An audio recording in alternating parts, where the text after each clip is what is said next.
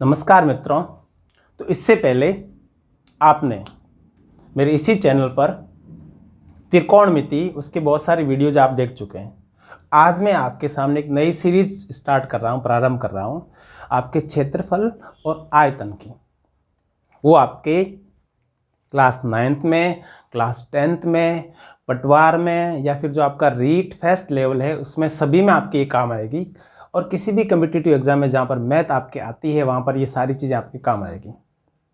तो इससे पहले हमने क्या पढ़ा, जो त्रिकोणमिति थी वो हम लगातार पढ़ रहे हैं और मेरे इसी चैनल पर त्रिकोणमिति के आपके सारे के सारे वीडियो उपलब्ध है। और आज मैं आपके सामने एक नई एक्सरसाइज लेकर आ रहा हूँ, वो है आपकी क्षेत्रफल और आयतन। अब किसका क्षेत्रफल और आयतन? तो 9th और 10th में आपके जितने भी हैं वो सारे के सारे फिगर हैं, उनके सभी के क्षेत्रफल और आयतन हम लेके आएंगे। अब कौन कौन से हैं? तो आपके मेरे ख्याल से हैं एक घन। तो सबसे पहले हम पढ़ेंगे घन के बारे में। घन का क्षेत्रफल, ये चारों दीवारों का क्षेत्रफल, ऊपर का क्षेत्रफल, कमरे का, मान लो कमरा आपका घन या घनाभाकार किसी प्रकार का, उसके बारे में पढ़ेंगे। तो घन के क्षेत्रफल और इसके आयतन के बारे में पढ़ेंगे। उसके बाद हम पढ़ेंगे आपका घनाभ। इस प्रकार से जो आपका घनाभ है उसके भी क्षेत्रफल और उनके आयतन, उसके बारे में हम पढ़ेंगे। तो हमने घन पढ़ेंगे, फिर हम घनाभ पढ़ेंगे, उसके बाद फिर हम पढ़ेंगे आपका शंकु, शंकु या फिर बेलन, ठीक है ना, सभी के पढ़ेंगे। ये मान लो आपकी हो गई बेलन, इसका आपका वक्र पृष्ठीय क्षेत्रफल, इसका संपूर्ण पृष्ठीय क्षेत्रफल, इसका आयतन वो पढ़ेंगे। बेलन के बाद हम क्या पढ़ेंगे? आपका पढ़ेंगे शंकु। ये मान लो आपका आ गया शंकु इस प्रकार से, ठीक है। जिस प्रकार से आइसक्रीम का जो आपका शंक्वाकार कौन होता है उसके बारे में पढ़ेंगे। इसका नीचे का क्षेत्रफल, इसका वक्र पृष्ठीय क्षेत्रफल, इसका संपूर्ण पृष्ठीय क्षेत्रफल, इसका आयतन, वो सारी चीज हम पढ़ेंगे। उसके बाद हम क्या पढ़ेंगे? उसके बाद हम पढ़ेंगे आपका गोला। इस प्रकार जो आपका गोला होता है उसके बारे में पढ़ेंगे। जैसे क्रिकेट की बॉल होती है, फुटबॉल होती है, वॉलीबॉल होती है, उसके बारे में पढ़ेंगे। उसके बाद फिर आपका अर्धगोला, इसको अगर हमने ऊपर से बीचों बीच इस प्रकार से काट दिया, जैसे आपका नगाड़ा होता है, संतरा, उसको इस प्रकार से बीच में से काटते हैं, वो होता है। तो सभी के क्षेत्रफल, सभी के आयतन, और यही आपके कम्पिटिटिव एग्जाम में या फिर क्लास 9th में या फिर क्लास 10th में यही सारे के सारे जो आप क्या करते हैं, इन्हीं के क्षेत्रफल के बारे में, इन्हीं के आयतन के बारे में पूछा जाता है। तो स्टेप बाय स्टेप हम सभी के बारे में पढ़ेंगे। आपके घन के बारे में पढ़ेंगे, आपके घनाभ के बारे में पढ़ेंगे, बेलन के बारे में पढ़ेंगे, शंकु के बारे में पढ़ेंगे, गोले के बारे में पढ़ेंगे, ठीक है ना, और अर्धगोले के बारे में पढ़ेंगे। इसके अलावा एक छिन्नक और होता है, अगर वो भी है उसको भी पढ़ेंगे। छिन्नक का मतलब जिस प्रकार से आपकी जो घर में परात होती है, बाल्टी होती है, इस प्रकार से जो भी आपकी आकृति होती है उसके बारे में पढ़ेंगे। आपका प्रिज्म है उसके बारे में पढ़ेंगे। तो सभी के बारे में हम बारी बारी से सभी के बारे में पढ़ेंगे। तो आज किसी एक से प्रारंभ करना पड़ेगा, किसी एक से शुरुआत करनी पड़ेगी ना। तो हम आज घन और घनाभ से शुरुआत करेंगे। धीरे धीरे समय लगेगा, लेकिन सारे के सारे हम सभी को एक साथ लेके चले, बारी बारी से लेके चलेंगे। आज हम किससे प्रारंभ करेंगे? घन से प्रारंभ करेंगे। तो आज बात करते हैं हम घन और घनाभ की, और उससे संबंधित कुछ क्वेश्चन लेंगे। उसके बाद फिर हम आगे बढ़ेंगे, पहले क्वेश्चन करेंगे हर एक के, उसके बाद फिर आगे बढ़ेंगे। तो सबसे जो आपका पहला फिगर है, ठीक है ना, जो पहली त्रिविमीय आकृति है वो आपकी है घन। तो सबसे पहले हम पढ़ते हैं घन, उसका क्षेत्रफल कौन कौन सा होता है, उसका आयतन क्या होता है, उसके बाद घनाभ के बारे में पढ़ेंगे। तो नंबर 1 आपका क्या हो गया?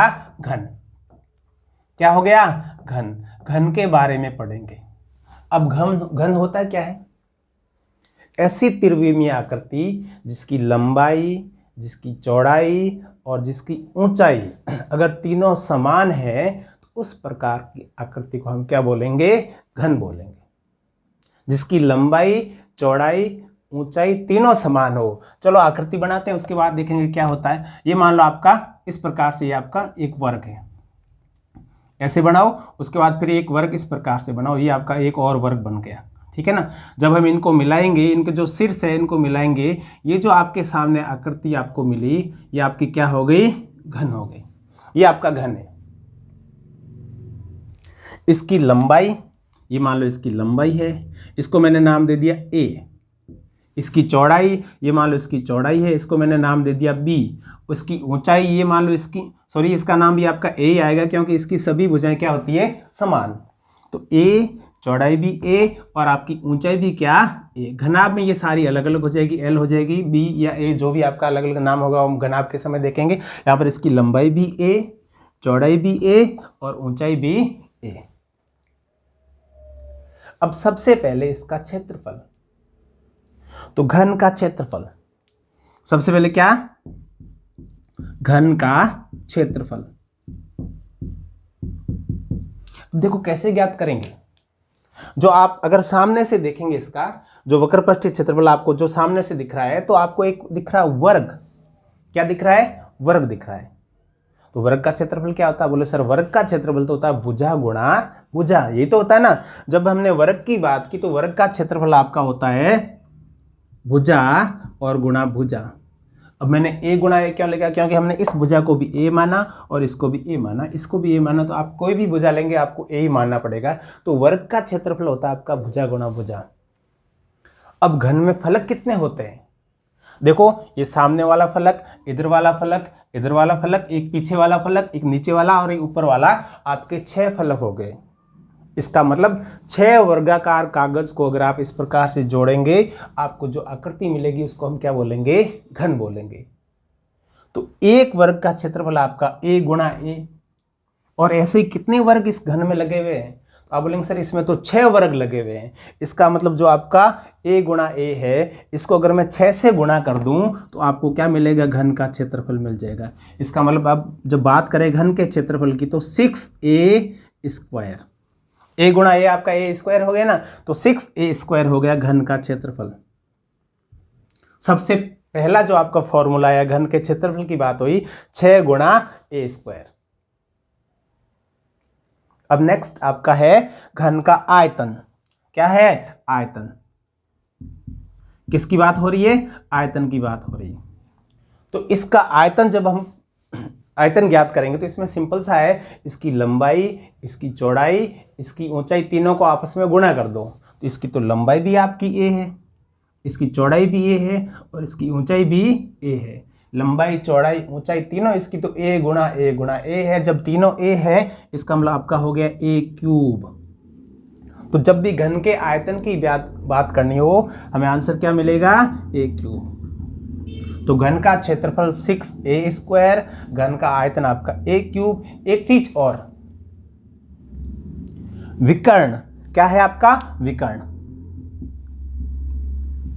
विकर्ण इसको बोलते हैं डायगोनल। अब ये क्या होता है, अब मैं आपको समझाऊं, इधर देखो 1 मिनट के लिए। इसमें जो आपकी समांतर जो आपके फलक होते हैं, इसका मतलब इसके सामने वाला वो फलक, इसका नीचे वाला शीर्ष और इसके ऊपर वाले शीर्ष को अगर हम मिलाते हैं, मतलब ये इधर वाला शीर्ष और सामने ये वाला शीर्ष, अगर हम इसको मिलाते हैं इस प्रकार से, अगर मैं इसको इस प्रकार से मिलाऊं, इसको बोलते हैं डायगोनल। आप डायगोनल को सामान्य भाषा में ये भी कह सकते हैं, मान लो कोई कमरा है, उस कमरे में सबसे लंबा बांस कितना रख सकते हैं या फिर अधिकतम लंबाई का जो बांस आपका आप कितना रख सकते हैं, उसको उस आकृति का डायगोनल कहते हैं या फिर आपका विकर्ण कहते हैं। तो जब हम घन के विकर्ण की बात करते हैं तो इस बिंदु से लेकर इस बिंदु तक, इससे लंबा आप इसमें किसी प्रकार का कोई भी बांस, किसी प्रकार की कोई भी छड़ आप नहीं रख सकते। इसका मतलब यहाँ से लेकर यहाँ तक ये आपका विकर्ण होता है a√3। कितना, a√3। इसका मतलब ये हुआ जो भुजा आपको दे रखी है उसको अगर आप √3 से गुणा करेंगे आपको उसका विकर्ण मिल जाएगा। तो ये तो बात होगी आपके घन की। घन का क्षेत्रफल 6a स्क्वायर, घन का आयतन a का क्यूब और घन का विकर्ण आपका a का √3 से गुणा करेंगे, घन का आपको विकर्ण मिल जाएगा।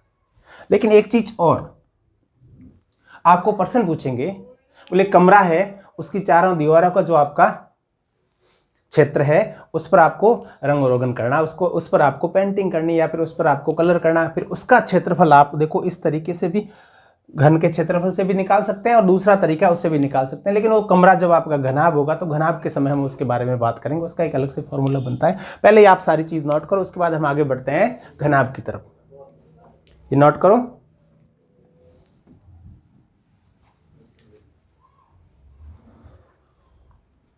मिटा दूं मैं ये। अब बढ़ते हैं घनाभ की तरफ। तो आपका घन तो हो गया, उसके बाद बढ़ते हैं घनाभ की तरफ।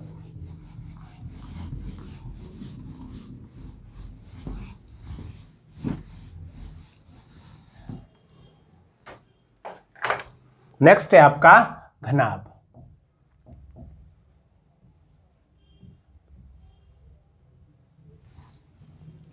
पीठ, घर में रखा हुआ बक्सा, आपकी मैथ की ज्योमेट्री बॉक्स,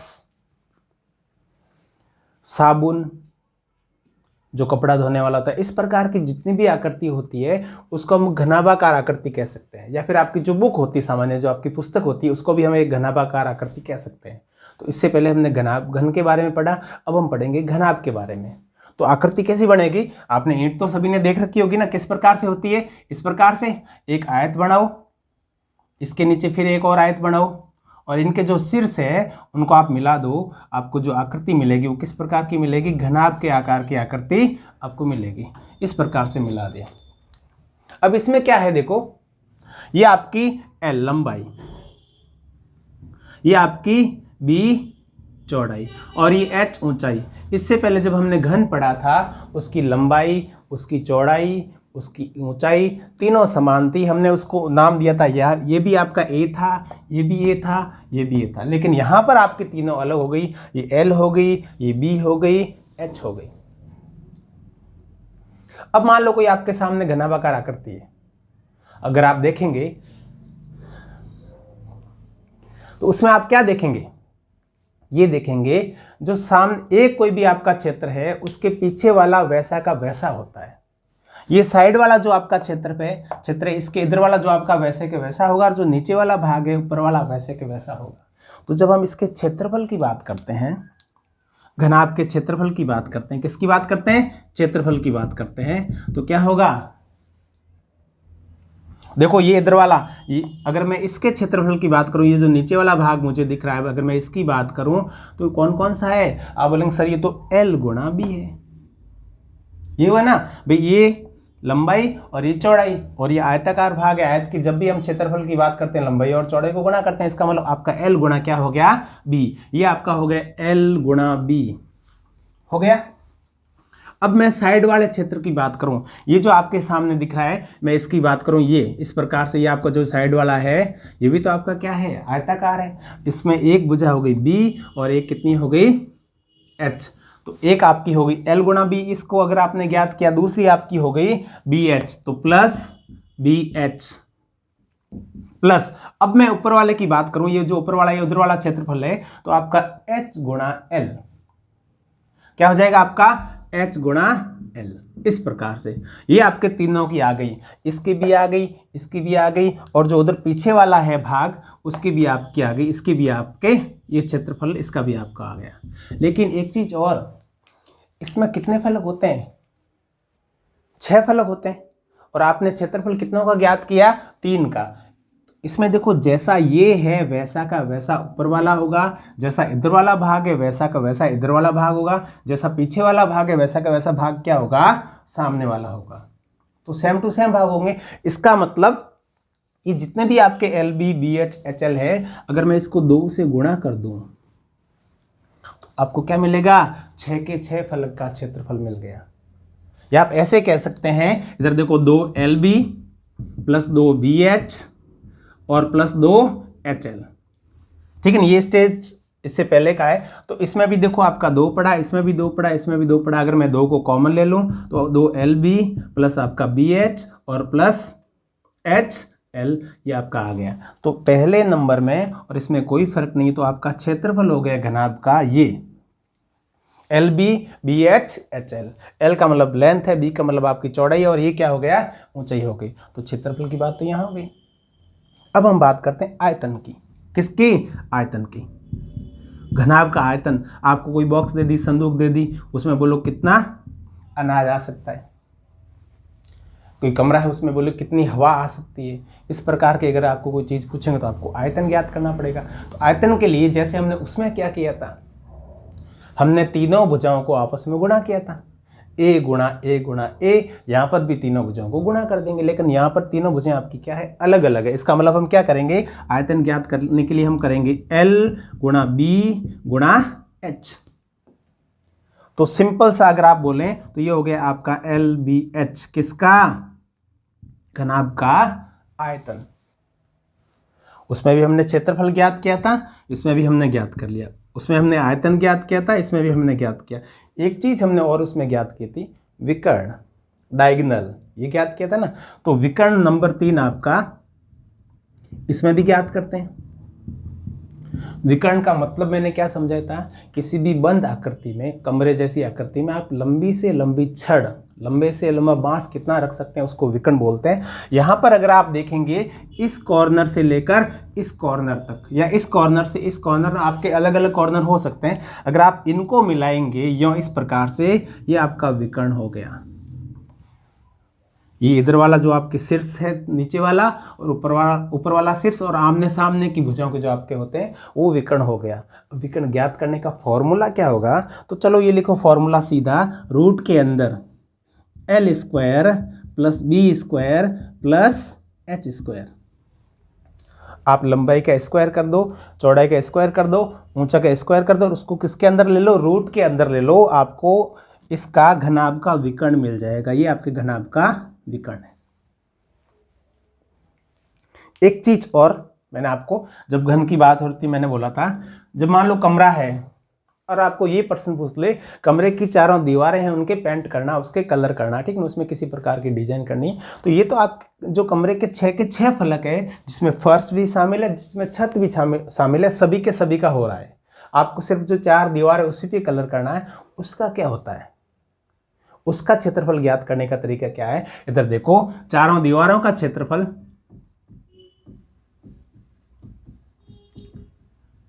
का क्षेत्रफल, ये आपका होगा कमरे का परिमाप, और इसको गुणा कर दो आप h से। h का मतलब क्या हो गया, ऊंचाई से गुणा कर दो। कमरे का जो परिमाप है उसको ऊंचाई से गुणा कर दो। अब कमरे का जो परिमाप का मतलब जो आपका फर्श है वो आयताकार होता है, और आयत का परिमाप क्या होता है, क्या होता है आयत का परिमाप, आयत का परिमाप होता है आपका 2l प्लस बी, लंबाई प्लस चौड़ाई। तो लंबाई प्लस चौड़ाई करो और उसको किससे गुणा कर दो, ऊंचाई से गुणा कर दो, आपको चारों दीवारों का क्षेत्रफल मिल जाएगा। ये शॉर्ट है, आप इससे भी कर सकते हो, लेकिन ये थोड़ा सा आपके लिए क्या हो जाएगा, थोड़ा सा लंबा हो जाएगा। तो 2l प्लस बी परिमाप होता है, और उसको किससे गुणा करूं मैं, h से गुणा करूं। ये मैंने h से गुणा किया, आपको मिल गया कमरे की चारों दीवारों का क्षेत्रफल। जब भी आपको इस प्रकार के प्रश्न पूछे, सिर्फ कमरे की चारों दीवारों की बात हो, आप ये सीधा लगा देंगे 2l प्लस बी, और उसको गुणा किससे कर देंगे, ऊंचाई से। तो ये सारी की सारी किसके बारे में बातचीत थी, घनाभ के बारे में। तो नोट कीजिएगा सारा का सारा घनाभ के बारे में। फिर उसके बाद हम आगे बढ़ेंगे, आपके जो क्वेश्चन हैं किस प्रकार के आते हैं उसको लेके आगे बढ़ेंगे। इसको नोट करो, फिर आगे बढ़ते हैं।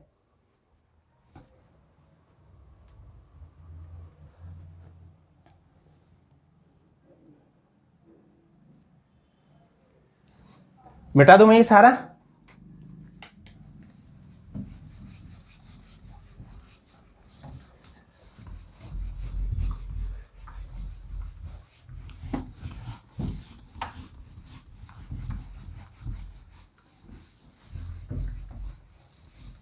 हाँ ये रहा आपके सामने क्वेश्चन नंबर 1।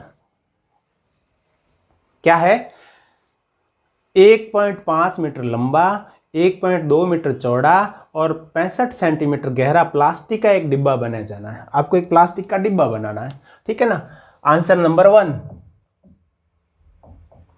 ये मान लो इस प्रकार का प्लास्टिक का डिब्बा है, या इस प्रकार का डिब्बा कैसा होगा, जैसी आपको दे रखी लंबाई चौड़ाई ऊंचाई उसके अनुसार तो आपका घनाभ के आकार का। तो मान लो इस प्रकार का प्लास्टिक का आपका ये डिब्बा है, यहाँ आपको एक प्लास्टिक का डिब्बा दे रखा है, इसकी लंबाई चौड़ाई ऊंचाई आपको दे रखी है 1.5 मीटर लंबा।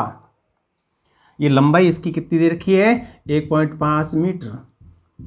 चौड़ाई कितनी दे रखी है, 1.25 मीटर। ये आपकी हो गई 1.25 मीटर। और ऊंचाई कितनी दे रखी है, 65 सेंटीमीटर। कितनी दे रखी है, 65 सेंटीमीटर। ये आपको एक बॉक्स दे रखा है कागज का या प्लास्टिक का डिब्बा दे रखा है, इसे ऊपर से खुला रखना है। भाई ऊपर का भाग आपको नहीं बनाना है, ऊपर का भाग आपको नहीं बनाना, ठीक है ना। प्लास्टिक सीट की मोटाई को नगण्य मानते हुए निर्धारित कीजिए। प्लास्टिक की जो सीट है इतनी ज़्यादा मोटी नहीं, सामान्य है, उसको आपको कैलकुलेट नहीं करना, साथ में उसकी चौड़ाई उसको साथ में नहीं मानना है। अब आपको पूछा क्या है, दो अलग अलग क्वेश्चन पूछा है। नंबर 1, डिब्बा बनाने के लिए आवश्यक प्लास्टिक शीट का क्षेत्रफल। आपको ये बताना है इस प्लास्टिक के जो आपका डिब्बा जितना बना उसमें कितनी प्लास्टिक लगेगी। और दूसरा, इस शीट का मूल्य यदि 1 वर्ग मीटर शीट का मूल्य 20 रुपये है तो पूरा जो प्लास्टिक लगा वो कितने रुपए का लगेगा। एक जो मीटर स्क्वायर की शीट जो आपकी आती है वो कितने की है, 20 रुपये की। तो पहला काम आपको इसका क्षेत्रफल ज्ञात करना। दूसरा काम, जितना प्लास्टिक लगा उसको 20 रुपये के हिसाब से आपको ये मूल्य ज्ञात करना। बोले पूरे प्लास्टिक के कितने रुपए लगे, आपने कितना खर्च किया उतना प्लास्टिक मार्केट से खरीदने के लिए। तो चलें सबसे पहले में, तो आपका पहले का पहला आपको डिब्बे में कितना प्लास्टिक लगा उसका क्षेत्रफल ज्ञात करना है।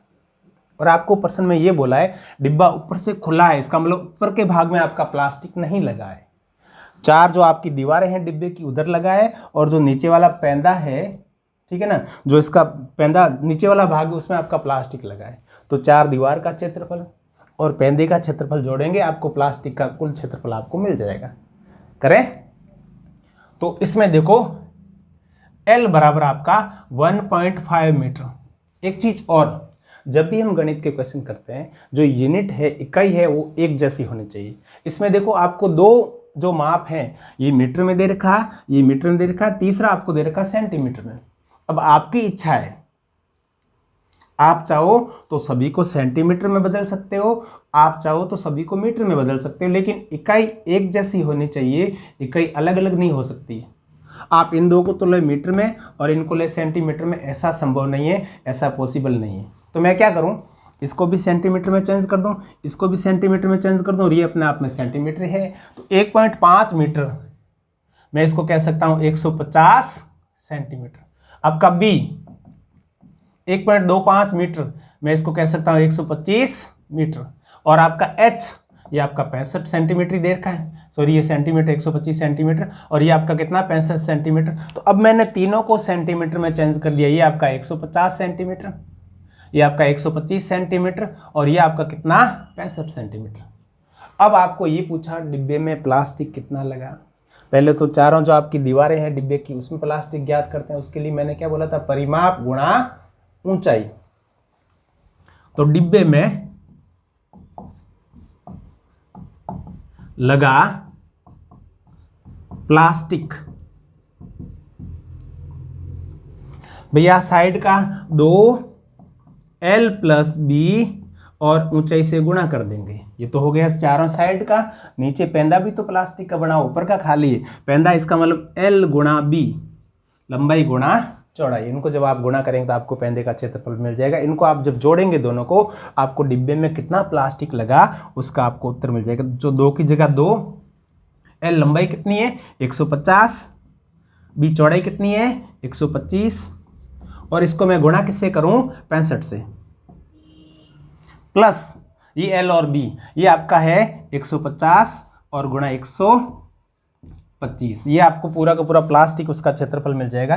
तो अंदर का पहले देखो, कोष्टक के अंदर की चीज जब गुणा प्लस करते हैं 150 और 125 कितने हो गए 275, ये आपके हो गए 275। इसको मैं किससे गुणा करूं, पहले मैं गुणा करूंगा 2 से और फिर मैं गुणा करूंगा 65 से, उसके साथ मैं जोड़ूंगा 150 और कितना 125 का आपस में गुणा। तो 2 को 275 से गुणा किया, इनको मैंने पहले जब गुणा किया तो कितना हुआ, कितना हो भैया 5 दूनी 10, 7 दूनी 14 और 1 15, 2 दूनी 4 और 1 5, 550 आ गया। अब मैं 550 को जब मैंने 65 से गुणा किया, गुणा करने के लिए मुझे जगह चाहिए, ये आपका 550 है और मैं गुणा किससे करूं 65 से, ये मैंने 65 से गुणा किया। 5 को गुणा किया 0, 5 को 5 से गुणा किया 25, असल की होगी 2, 5 को 5 से गुणा किया 25 और 2 आपके हो गए 27, 6 को हो गया आपका 0, 6 पंजे 30 और 6 पंजे 30 और 3 33, 0 5 7 5 3 37 35 750। इसका मतलब ये जो आपका आया है ये आया 35 750, ये चलो लिख देंगे। अभी आपका 125 और 150 का गुणा भी कर लेते हैं। ये आपका 125 और गुणा 150, 0 बाद में सीधा लगा देंगे। 15 को 5 से गुणा किया आपका हो गया 75, असल की कितनी 7, 15 को 2 से गुणा किया 30 और 7 37, असल की हो गई 3, 15 को 1 से गुणा किया 15 और 3 18 और ये 0। इसका मतलब ये आपके हुआ कितना हुआ, ये आपके आया, ये आप 35,750 और प्लस 18,750, ये दोनों आपके अलग अलग आ गए। अब जब दोनों को जोड़ेंगे तो देखते हैं कितने आते हैं। जब दोनों को जोड़ेंगे तो कितने आते हैं, अभी देखते हैं, इनको जोड़ करके देखते हैं। ये आपके 0, 5 और 5 का भी हो गया आपका 0, और ये 7 और 7 का 14, और एक असल की होगी आपकी 15, 8 और 5 13, एक हो गया आपका 14, और एक और 3 4, और एक 5। उत्तर आ गया आपके 54,500 सेंटीमीटर का स्क्वायर। कितना आ गया, 54,500 सेंटीमीटर स्क्वायर। लेकिन हमें उत्तर मीटर में चाहिए, कोई समस्या नहीं है। उधर आपका सेंटीमीटर का स्क्वायर है, ये आपका 54,500, इसके नीचे हमने गुणा कर दिया, ये भाग दे दिया 100 गुणा 100 का। मीटर में, मीटर का सेंटीमीटर को मीटर में चेंज करने के लिए आपका उत्तर आ गया 5.45 मीटर स्क्वायर। इतना आपको प्लास्टिक लगा। जब हमने ये 4 0 का गुणा किया तो भाग दिया तो 1 2 3 4 आपका पॉइंट यहाँ पर लग गया। इस प्रकार से ये संख्या आपकी आ गई। अब आपको ये बोला, देखो इतना तो प्लास्टिक लगा, ये इतना प्लास्टिक लगा आपका 5.45 मीटर। अब आपको ये बोल रहे हैं 1 मीटर स्क्वायर प्लास्टिक का मूल्य कितना, 20, तो इतने का कितना लगेगा। चलो देखते हैं। अब मैं इसको क्वेश्चन को हटा दूं यहां से। आपका है ऐसा दे रखा है 1 मीटर स्क्वायर प्लास्टिक का मूल्य आपको दे रखा है 20 रुपये। कितना दे रखा है, 20 रुपये। आपको 5.45 metre square, 5.45 metre square plastic का मूल्य वो ज्ञात करना है। इसका मतलब 5.45 और गुणा किससे करेंगे, 20 से। ये मैंने गुणा किया, मान लो 2 को 5 से गुणा किया 10, और फिर मैंने 2 को 4 से गुणा किया 8, और एक असल की होगी 9, और 2 को 5 से गुणा किया 10, और ये आपका 0 लग गया। अब देखो कितने के बाद पॉइंट है, पॉइंट के बाद आपके 2 अंक है। इसका मतलब यहाँ पर भी आपके कितने अंक होने चाहिए, 2 अंक होने चाहिए। तो 2 अंक का मतलब आपका यहाँ पॉइंट लग गया, ये 0 वो चले गए। आपका आंसर है 109 रुपये। इसका मतलब आपको वो डिब्बा बनाने में 109 रुपये खर्च करने पड़े, और आपका प्लास्टिक कितना लगा, 5.45 मीटर स्क्वायर लगा। ये पहले भाग का आंसर है, और ये आपका जो दूसरा प्रश्न था उसका आंसर है। ये आपका उसका आंसर है। नोट कीजिएगा क्वेश्चन नंबर 1।